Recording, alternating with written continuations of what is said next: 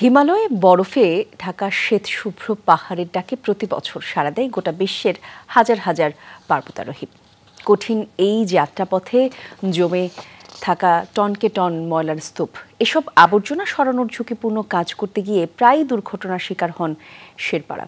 এবার সর্বোচ্চ পর্বতশৃঙ্গ মাউন্ট এভারেস্ট থেকে আবর্জনা সরাতে সফলভাবে ড্রোনের ব্যবহার করেছে চীনের টেক কোম্পানি DJI এবং ড্রোনের মাধ্যমে বর্জ্য সরানো সহ এক স্থান থেকে অন্য স্থানে পাঠানো যাবে অপ্রয়োজনীয় অন্যান্য সামগ্রীও।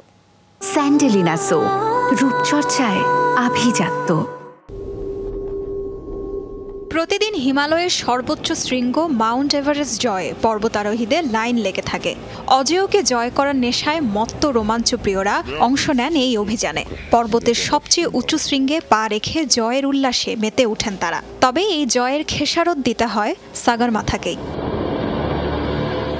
জরিপে দেখা যায় শুধুমাত্র 2023 সালে 6,500-এর বেশি সফল সামিট হয়েছে মাউন্ট এভারেস্ট পর্বতে। প্রতিটি সামিটে আরোহীরা ফেলে এসেছেন তাঁবু, খাবারের প্যাকেট, অক্সিজেনের খালি ট্যাঙ্ক সহ অন্যান্য আবর্জনা। বলা হচ্ছে প্রতিটি সামিটে অন্তত 8 কেজির বেশি ময়লা জমা হয় এভারেস্টের বিভিন্ন খাঁজে।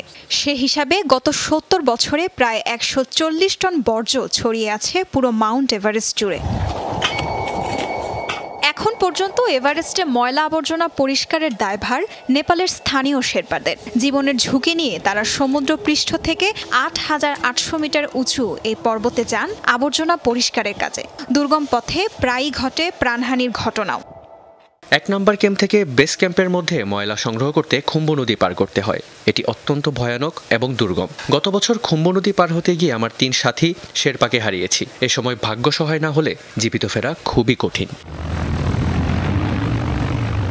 ঝুঁকি বিবেচনায় এবার মাউন্ট এভারেস্টে এসব ময়লা আবর্জনা সরানো এবং ক্যাম্পগুলোতে প্রয়োজনীয় সরঞ্জাম পাঠানোর উপায় খুঁজে বের করল চীনের টেক কোম্পানি DJI। এভারেস্টের 6,000 মিটারের বেশি উচ্চতায় অবস্থিত ক্যাম্প 1 এবং বেস ক্যাম্প থেকে সফলভাবে আবর্জনা অপসারণ করেছে ফ্লাইকার্ট 30 মডেলের একটি ড্রোন।